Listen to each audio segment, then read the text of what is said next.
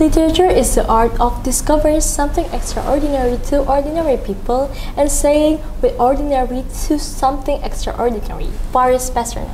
Now that's quite a tongue twister. Hi everyone, welcome to Jungle, Jubel English Literacy. With me, Shazana Jalparahab as the host and the guest. Yo everyone, my name is Muhammad Yasrien Naufal. I normally go by Yasrien, but you can call me Rin for short. I'm from class 10-1 and I'm here to talk about bilingual potential through literature. Hi Yasrien, how's your day?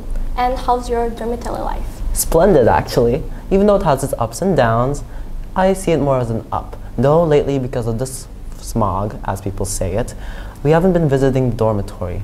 That's why we go from house to school most of the time. Okay. So now on, in this episode, the topics will contain types of bilingual, cognitive benefits, how to start English with friendly and easy approach, commitment of learning in terms of literature, any sort of English literature in general.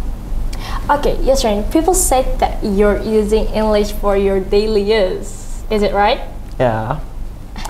Seems like the rumor has spread quite large. But yes, I do use English in my daily life a lot. With your family though? Oh yeah, especially my family. Okay. So, what are the benefits of speaking another languages to daily use? Well, as I say, the benefits of saying a foreign language in your daily life is actually the more you speak it, the more fluent you are at it. I came at the approach when I was little, around preschool, and ever since preschool, I kept speaking English, and here I am now. Okay, and I think many people want to start learning English, but they don't know how to start it. And any tips for them? Well, in my experience, English is a hard language to approach, but with the right mindset and planning, it can be a breeze. So one of the goals I want to talk about, well, like I said, goals. But don't overwhelm yourself with a lot of goals actually. It's better to start off small so you don't discourage yourself from learning more and more about English. Once you get the hang of it, you can try challenging yourself for, well, bigger outcomes. Okay, so you're doing it from the book, right? What kind of book that you're interested with? Well, currently I'm reading How Emotions Are Made, Discrete Secrets of the Brain, written by Lisa Feldman Barrett. It's about emotional and mental support. Well, most of it's about health, but you get it. You get the gist of it. And next, do you enjoy reading and literate in our library in school?